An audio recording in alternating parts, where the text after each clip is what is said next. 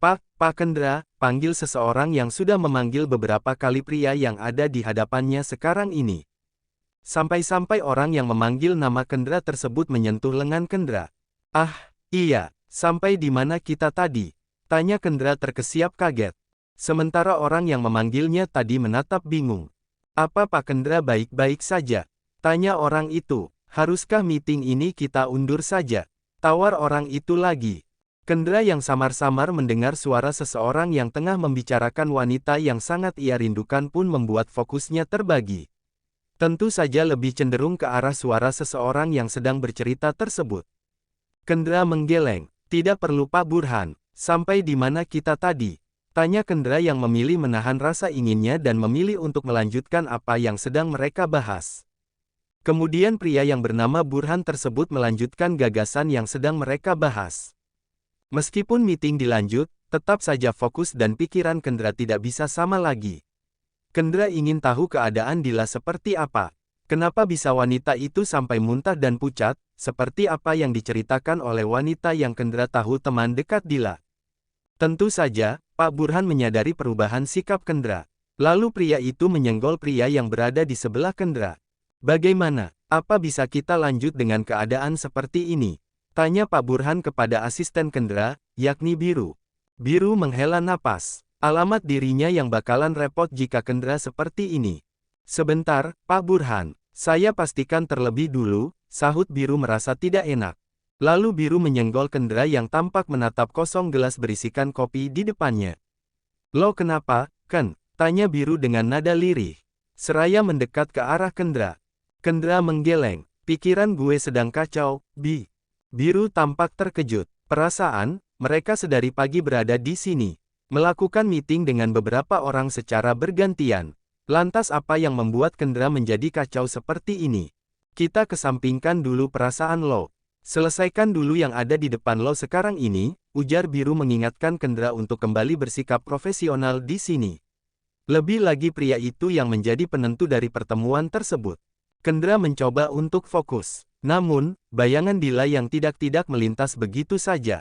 Lebih lagi sudah 1 minggu dirinya tidak bertemu dengan wanita itu. Tentu saja karena kesibukannya di kantor setelah ia tinggal beberapa minggu untuk menggantikan mamanya mengajar. Lo yang beresin, Bi. Gue percaya sama lo, ujar Kendra tiba-tiba. Dia tidak bisa berdiam dan bersantai di sini. Sedangkan mungkin keadaan Dila di sana dalam keadaan yang tidak baik-baik saja. Hah, maksud lo? Tanya Biru. Sementara Kendra sudah mengemas barangnya. Kecuali berkas yang memang tugas Biru untuk membereskan. Ada urusan yang lebih penting dari ini, sahut Kendra yang berlalu begitu saja tanpa memberi alasan yang tepat. Membuat Biru dan Pak Burhan menatap heran. Rupanya, Kendra tidak langsung keluar begitu saja. Pria itu berjalan menuju meja di mana ada Amira dan teman-teman Dila yang lain. Amira, di mana Dila sekarang? Tanya Kendra dengan raut yang sangat khawatir. Membuat Amira, Alex, dan Joanna pun tampak bingung dengan sikap Kendra. Pun mereka lebih terkejut dengan keberadaan pria ini yang ada di depan mereka sekarang. Ah, dia pulang naik taksi, Pak Dopen, sahut Alex dengan nada begitu riang. Sebab Amira dan Joanna tampak shock dengan kedatangan Kendra. Jika Amira shock kenapa si Dopen itu ada di sini, lain hal dengan Joanna. Ini kali pertama mereka bertemu dan wanita hamil tersebut langsung terpesona dengan sosok pria yang sedang menanyakan Dila. Dia bilang katanya pusing, terus tadi abis mual. Makanya nggak ikut kami ke sini. Mobilnya ada sama saya, jelas Amira tidak ingin ada kesalahpahaman di sini. Sebab, ia tahu hubungan Dila dan Kendra yang sebenarnya. Kendra mengangguk lalu berucap terima kasih. Setelah itu Kendra benar-benar menuju keluar dan mengambil mobilnya. Kamu kenapa sih, Dil? Jangan bikin aku berpikir yang tidak-tidak, gumam Kendra sesaat setelah melajukan mobilnya membelah jalanan ibu kota yang tidak sebegitu ramai. Karena masih jam kantor. Kendra berulang kali mencoba untuk menghubungi Dila, namun tidak ada jawaban sama sekali. Membuat pria itu semakin frustasi dengan segala prasangka di kepalanya.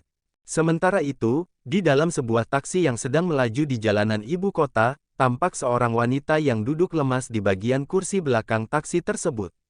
Membuat sopir yang melihatnya dari kaca depan pun sedikit takut sekaligus khawatir. Takut jika disangka berbuat yang tidak-tidak. Padahal sedari penumpangnya ini masuk, memang sudah seperti ini keadaannya. Non, apa Nona baik-baik saja? Tanya pas sopir itu sedikit cemas. Dila yang mendengar dan masih sadar pun menggeleng. Nggak tahu ini Pak, kok rasanya pusing banget kepala saya, jawab Dila jujur. Pasrah sudah apa yang akan terjadi kepada dirinya kalau sampai sopir ini berbuat yang iya-iya kepada dirinya. Seperti apa yang dulu pernah Dila alami ketika sembarangan naik ojek dan malah kembali bertemu dengan Kendra. Hingga terjadilah kejadian yang masih benar-benar membekas hingga sekarang. Mendengar jawaban seperti itu, membuat pas sopir semakin takut. Kalau begitu saya antar ke klinik depan dulu saja ya, Non. Tawar pas sopir, karena kalau ke rumah sakit masih jauh. Rumah yang Nona sebutkan juga masih sangat jauh. Gimana? Jelas pas sopir. Bukan karena apa, dia mencari rejeki yang berkah. Serta juga mempunyai anak perempuan. Niatnya hanya ingin menolong, dengan balasan agar nanti anaknya jika menemui kesulitan ada juga orang yang mau menolongnya. Sesimpel itu pikiran sopir taksi tersebut. Dila yang merasa kepalanya semakin pusing dan pandangannya seolah berputar pun menurut saja. Dila mengabaikan dering yang ada di ponselnya. Pasti papa yang menelponnya dan menyuruh untuk segera cepat-cepat datang ke kantor. Iya deh, Pak, tapi nanti ditungguin kan, soalnya orang rumah jam segini masih sibuk, ujar Dila. Beres mah kalau itu, Non, sahut pas sopir. Yang terpenting penumpangnya ini tidak kenapa-napa dan dirinya bisa terbebas dari perasaan tidak nyaman. Kemudian sopir tersebut melakukan mobilnya menuju klinik yang tampak sedikit. Tidak butuh waktu banyak, taksi yang ditumpangi oleh Dila pun berhenti dan terparkir sempurna di depan klinik tersebut. Selamat siang, Nona, apa ada yang bisa saya bantu? Atau mau melakukan pemeriksaan rutin? Tanya staf klinik yang bertugas di bagian pelayanan. Dila mengangguk. Iya, Sus. Tiba-tiba tubuh saya terasa aneh. Tadi abis muntah-muntah terus sekarang kepala saya pusing banget. Padahal pagi tadi baik-baik saja loh, ungkap Dila. Seorang wanita berjilbab yang ada di depannya pun mengangguk paham. Kalau begitu, ini nomor antrian Anda, Nona.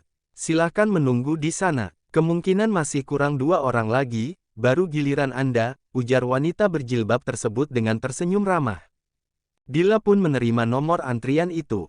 Lalu berpindah duduk di tempat dan bergabung dengan beberapa orang yang sedang menunggu antrian di sana. Tidak berapa lama Dila duduk di sana. Ponselnya kembali berdering. Kali ini entah mengapa Dila ingin tahu siapa sebenarnya yang sedari tadi menghubungi dirinya.